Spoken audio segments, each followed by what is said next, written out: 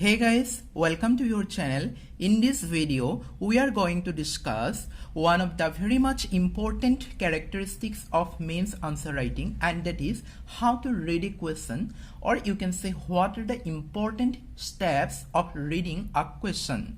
So let's see. The first important step of reading a question is to understand a question. And to understand a question, first you have to know to which concerned topic of the paper your question is related, means from which topic that question is asked. You are writing the answer for a particular paper, you already know the paper, right? But thing is that from which topic of that paper the question is asking. So first step is linking the question to the concerned topic. And how you can link that question to the concerned topic? By evaluating the keywords. By evaluating the keywords means the keywords which are present in the question. You have to understand the keywords, you have to read the question keywords, you have to decipher the keywords, and throughout the help of these keywords you have to relate the question to the concerned topic of the paper. Here another important thing is that sometimes nowadays UPSC is not asking the question from a single topic only. So you have to equally give importance that whether that particular question is asked by combining the topics, whether it is a conjugal of more than one topic. Right, this is much more important. So once the first step is completed, then the second step is to decipher the directives. I have already made 2 videos regarding the directives of the question. It is very much important to know the meaning, actual meaning of the directives. Otherwise, the whole version of your answer will be diverted. If you do not emphasize on the directives, if you do not give importance on the directives, then there is a chance that your whole answer will take another course. Right, that is why understanding the proper directives is very much necessary here. And here directive means narrate, examine, discuss, etc. And once these 2 steps are completed, then a third step is to prepare the mind map. To prepare the mind map means once you relate the question to the topic, once you decipher the keywords, then the third step is to prepare the mind map. And this is the first stage of preparing the mind map. Here you have to prepare the skeleton of the answer. Skeleton of the answer means introduction. What you will write in the introduction, what you will write after the introduction, what you will write in the balanced paragraph, what you will write in the conclusion. You have to prepare a rough skeleton of the answer. That is the first step of preparing the mind map, or you can say third step of reading the question. Then the fourth step of reading the question is, or you can say second step of mind map.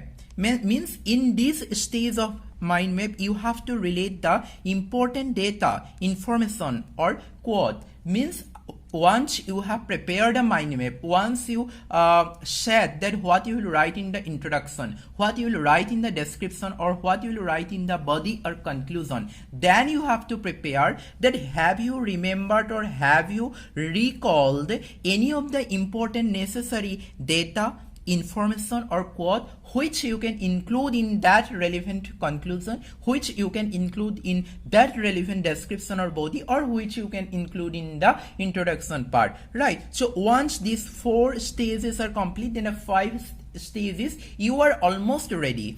That means speed up the metabolism of your mind. That means words are knocking at the door of your mind. Your pen is ready to be continuously write in the paper. That means you are almost ready. These are the most important, or you can say crucial steps of reading a question. First, you have to link the question to the concerned topic, and you can do that by evaluating the keywords. And here one important thing you have to emphasize is that whether the question is asked from combined topics, then you have to decipher the directives. Means what is the way of the question, what the question is asking from you. Means you can say direct direction, means in what direction your words will go, right? Then you have to prepare the mind map. In this stage of preparing the mind map, you have to prepare the skeleton of the answer, means what you will write in the introduction, body and conclusion. And once it is done, the second step is to relate that body, relate that whole answer to any current information, data, quote, etc. Then you are almost ready, means you are ready to go on the paper.